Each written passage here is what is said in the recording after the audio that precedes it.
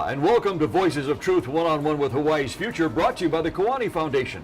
I'm Mahu Keikahu Cardwell, and here we are today on the island of Maui in Hana. And I'll tell you this right now, we have a fascinating guest on the show, so let's go on over here and meet him. Rick. Aloha. Aloha, welcome. Thank you. Rick Rutiz, did I say your name right? Yes. Wonderful. And Rick, tell us where we're at a school today, yes? You're at Hana School, yes. Hana School in Hana. In the Kingdom of Hana. In the Kingdom of Hana. And this is a special school, yes? Very special, yes. Why? Tell us what's so special about this school. Oh, that's a hard one, but I mean, one, it's really beautiful. Two, it's very isolated. We're 2 hours, as you found out, on that windy road coming in from anywhere. And we've had a building program going for 17 years now on this campus. So it's actually the kids who have built, I believe, 17 classrooms on this campus in the last 17 years with their own hands. Wow, and that's why we wanted to have you on the show today, because of the kids that are being taught to build buildings. And that's very unique, yes? It's very unique, and they're building themselves, which Wow. is more important. As a matter of fact, the building we're standing in front of right now, they built, yeah? Yes, This is maybe 7, 8 years old. Wow. What are the woods in this, Rick? Well, let's start with some of the more important ones. The rafters up here and all the trim inside is, there was a fire on the other side of the island in Poli Poli, and one of the uncles called us one day. He says, hey, we got a bunch of downed trees. Would you like to come and pick them up and have the kids mill them? So a lot of this wood would have been disintegrated by now, but it was recuperated. The kids did the milling and they used it to build this classroom. And also these beautiful ohia posts. Yeah. Got a call from the Big Island one day. Some owner had bulldozed these trees, but someone else had found them and gotten the owner to pay for shipping them over to us so they could be part of this building. Wow, these are beautiful. Rick, I want to talk about the kids for a second. What ages are we talking about here of the kids that build buildings like this? Mostly they're high school students. This building itself was all high school students.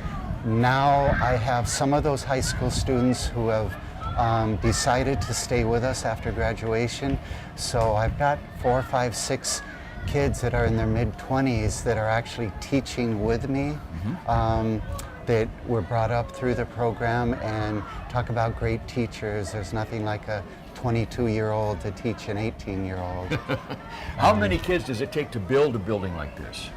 Oh, there were probably 25 kids involved, maybe 30, but given that we only have maybe 75, 80 kids in high school, that was a good percentage of the kids involved. Of the student body. Yeah. How long did it take them to build this building? Oh, 6, 7 months. Really? Yeah. Wow. Can we go inside and see what's inside the building? Let's go. All right. Look at this. Wow. This is gorgeous. This is gorgeous. Wow. How long does it take to teach a student these skills? It's never ending, it's ongoing. The good thing about what we do is the kids do not start with paperwork. We do nothing in the classroom. So it's all hands-on, it's math hands-on, it's science hands-on, it's, Uncle, how many square feet of roofing do we need to order? And well, cuz, go up there and measure it. You measure this way, and remember that thing called multiplication. That will give you how many square feet. So everything's a learning experience, and no one's a gopher. No one starts with a shovel and pick.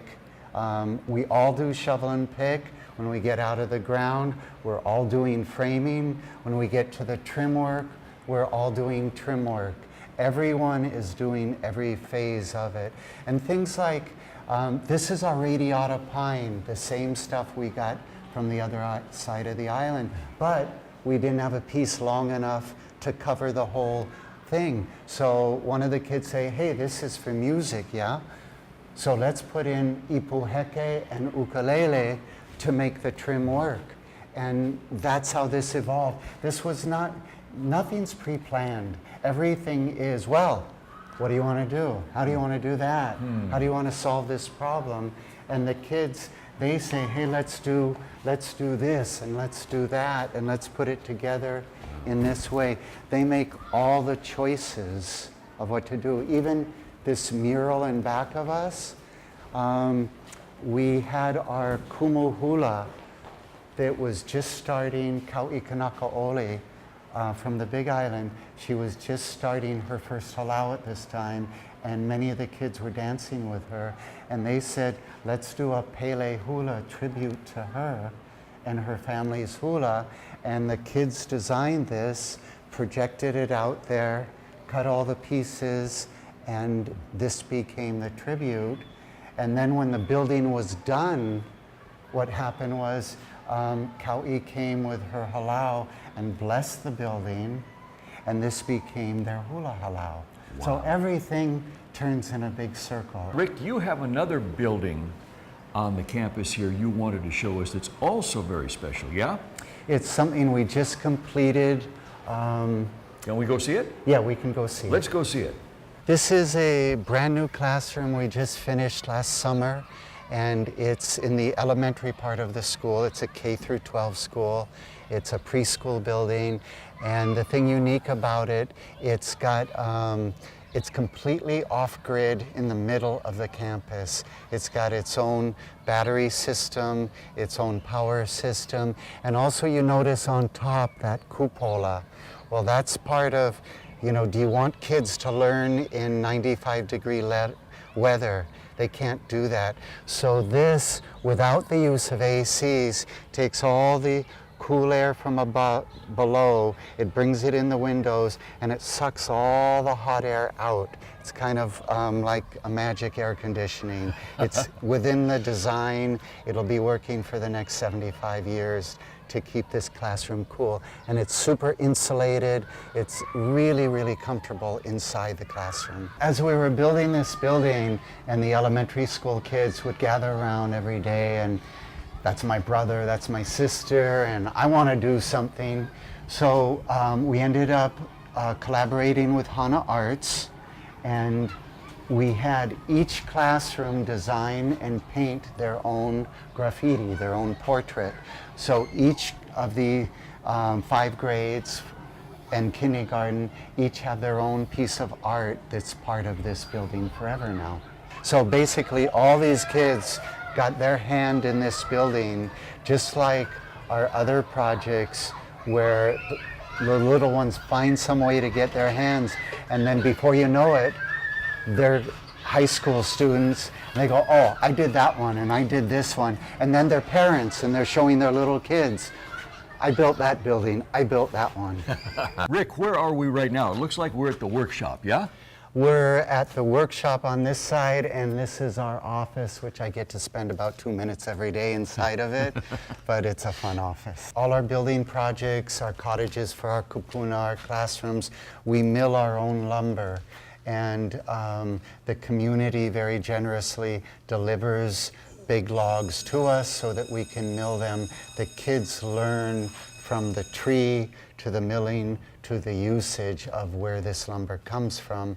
And we also use it to make papaku'iai for our ku'i programs. And for people who don't speak Hawaiian, tell them what papaku'iai means. What is that? Papaku'iai is the old school poi boards where you sit down and you pound your own poi in front of it. So we have a new program that is bringing back that to Hana, and we're working with K&I and Wailua Nui and the community to bring back the pounding of poi.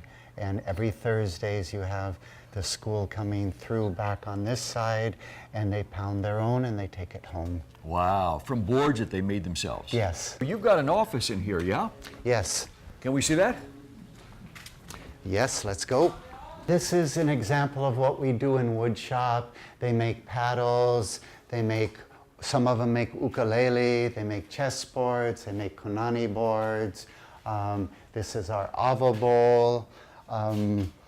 We also, over here, we love to cook, and kids all love to cook. So maybe once a month, the kids bring in, not potluck, but they bring in ingredients to bust their own teppanyaki.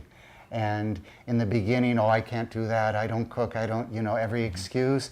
And after a couple sessions, they're throwing behind the back, they got the music blasting, mine's better than yours. And so we try to teach the love of cooking as well as the love of working with wood, as well as when you work, you should love it. Look at this, I guess you'd call it inlaid, yes? Tile? Yeah, mosaic. And it's just an example of a kid who's never done anything can do this. And they look at it, I can't do that, and 20 minutes later they're doing it.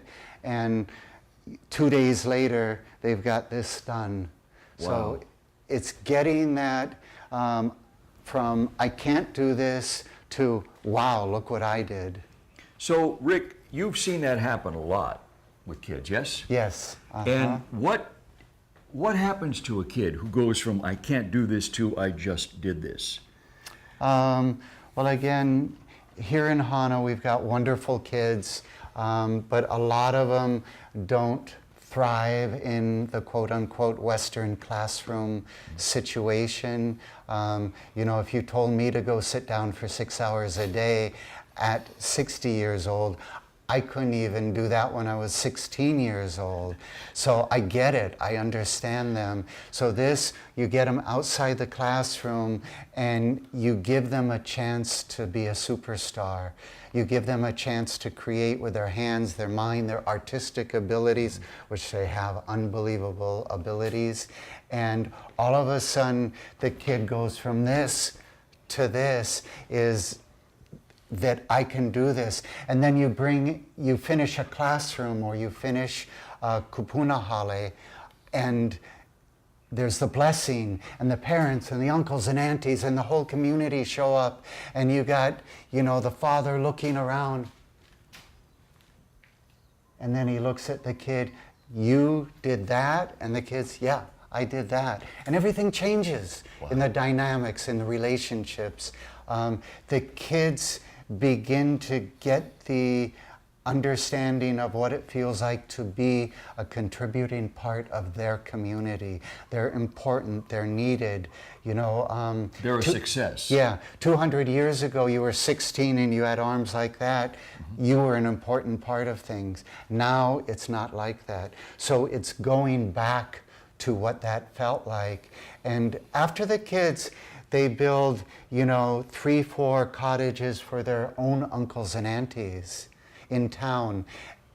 They start to feel, hey, this Kokua gig, this feels really good. Like everywhere I go, people are patting me on my back and mahaloing me, thanking me for building uncle or auntie's house. Mm-hmm.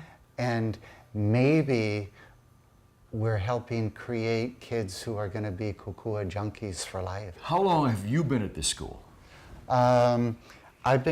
This nonprofit has been here for 17 years now. And you've been here all 17 years? Yeah, we created it. And how did you get involved in this? Long story. I was a builder, a contractor in Hana. My kids went to Hana school, and every summer from 13 years on, I would give my kids and their friends jobs. That was my crew basically for building rich people houses. And these kids, you show them once, you show them twice, that's the end. They got it, they're doing everything right. And you compliment them, they love it. So that was kind of the background is, hey, these kids are failing school, they're in trouble, everything's going wrong, but you get them on this job site and they're superstars. So once my kids graduated high school and they got out of here, that's the first year I started this. They give me respect, I give them respect. So there's no school games being played, there's no grades, there's no dynamics like that. So it means we get to enjoy and work with the kids and see all these, lights go on, and I get it moments every day. So it's like the best job in the world. I guess I'm the biggest cheerleader for kids in general, for that education can work. I'm not a super great believer in, at least for all kids learn differently. So there are a lot of kids who do well in that system, but that doesn't mean throw the kids away. Put them in a different situation, a different setting, and you get like my staff, which is, all mid-20-year-olders that have gone through the program that I think are the greatest teachers in the world, the greatest carpenters in the world, the greatest artists in the world, and family people and role models and coaches, that because they were brought up to believe in themselves. Over here we have, it's not surfboard racks, but these are future papaku'iai. That was the poi pounding board, and we've got some of them in, this is a fourth grader who's making this one. A fourth grader? A small one. Oh, We've got all different age kids. And they've written their names on here, huh? Yes. And this one here is in a beginning stage. Look at that. Just beginning to carve it out. Wow.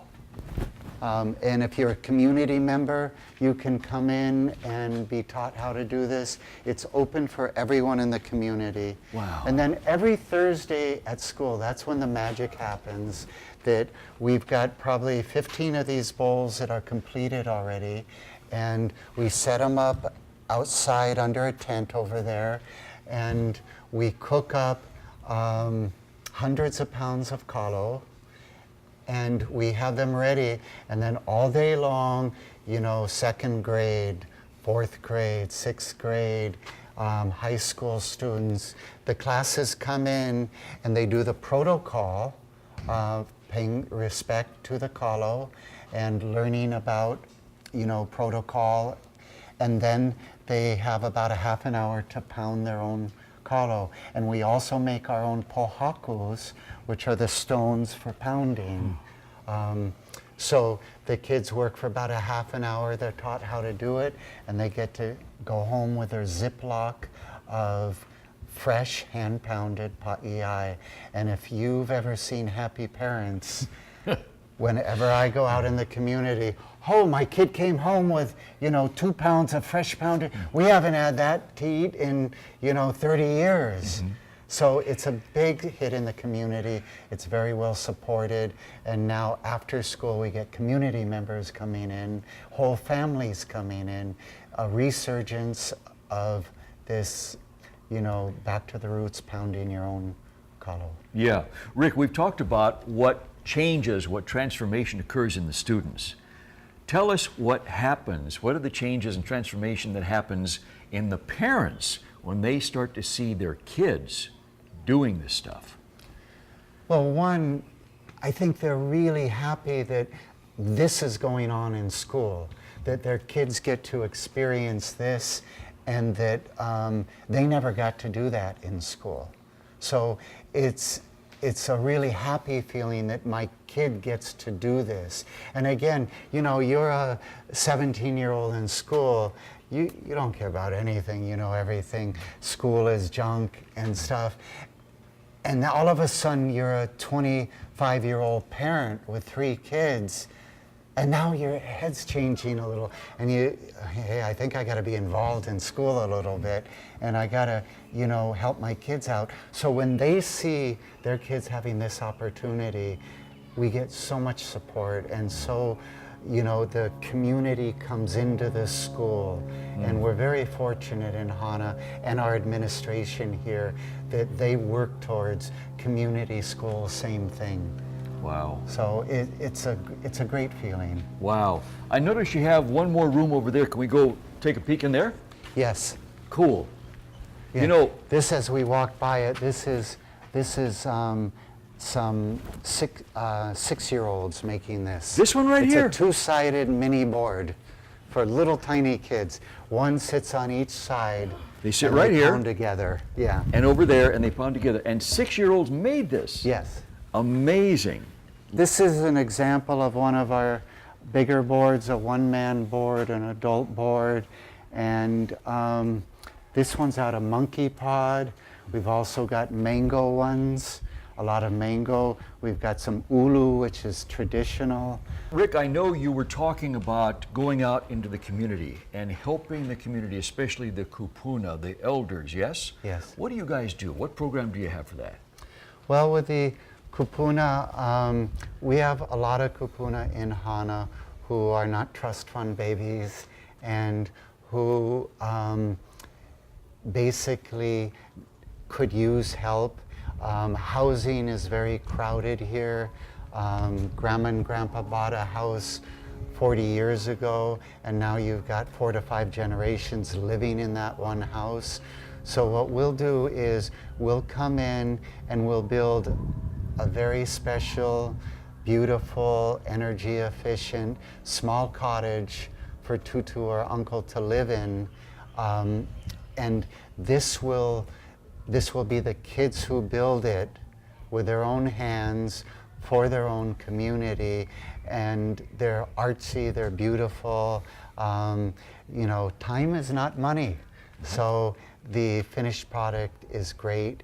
And we also, besides the cottages, the bedrooms, we also do bathhouses. So we get to introduce the solar work to the kids. So we put on these killer solar systems, hot water, and do standalone bathhouses with the mosaic tile like you saw in our office all across it. You were on the hokulea, you want a sailing canoe, you want fish, anything they want, flowers. The kids design it, and we build these beautiful bathhouses, again, as gift to our kupuna. So there's no charge whatsoever for the labor or for the materials? No charge whatsoever. Wow. The one thing that they do for us, and they do it out of their hearts, they feed us every day we're there. And that's a big, big thing for the kids. And some of them go all out, day in, day out, every day on, you know, just this big food spread to mahalo the kids. So it's a nice back and forth. Wow, but that's a huge transformational thing for the kupuna, yes, because very few people here in Hana have the kind of money that it would take to pay for something like that, of that quality, yes? Yes, and part of our process of screening and deciding who gets what is that if you have the money to do it, then go hire someone, go hire one of our graduates to build it for you. This is for people who could not do it on their own, and we never take money for doing anything. What has been some of the feedback from the community to you guys about what you've been doing here? Community, they support us, everything we do, everywhere we go. Can we help? Do you need this? Do you need that? There's no politics, there's no sides. Everyone in this community helps us all day long. Rick, what do you think Hana would be like if you and this whole operation had never existed? Oh, that's hard. Hana's an awesome place, and I think, you know, they'd still be doing great things.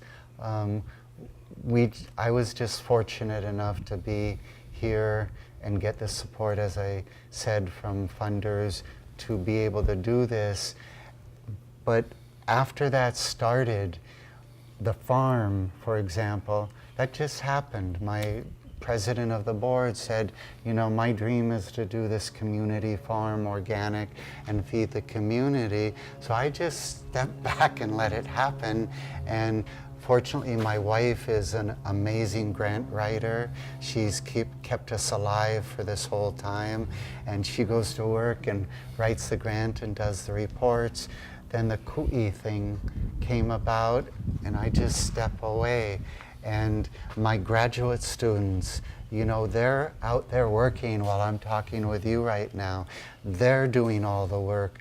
I just move to the side and let others do these things. So I'm kind of a cheerleader now, and things happen, and that's why I say I don't know what happens next week. Something great, you know, as far as 3-year, 5-year, 15-year, 20-year plan, which all the strategic people want to see. I don't know what happens next week. I believe in the community, and I believe in these kids. You believe in the kids. Wow, that's an awesome message. And Rick, that's where we have to leave it. Mahalo for being on our show today and showing us this amazing operation. Please don't stop. Please keep what you're doing. It's really, really inspiring. This is so wonderful to see this today. Thank you. And to our viewers, mahalo to you for joining me and Rick here in seeing what's going on and helping the community of Hana. Remember, you can watch us on the web 24/7 on voicesoftruth.tv.com, and you can visit Voices of Truth One-on-One with Hawaii's Future on Facebook. I'm Kahu Cardwell for the Kuani Foundation, along with Rick here. And until next time, ahui ho!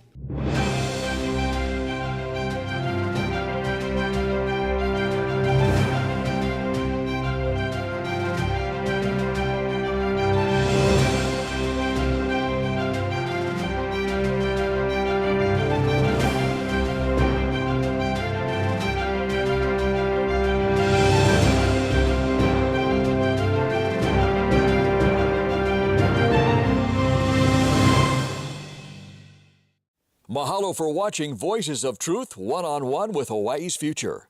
Watch us on the web 24/7 at voicesoftruth.tv.com. You'll find all our shows, including this one, in case you want to see it again or share it with family and friends. Also view our weekly video commentaries at freehawaiitv.com. And check out our blog, published daily, at freehawaii.info.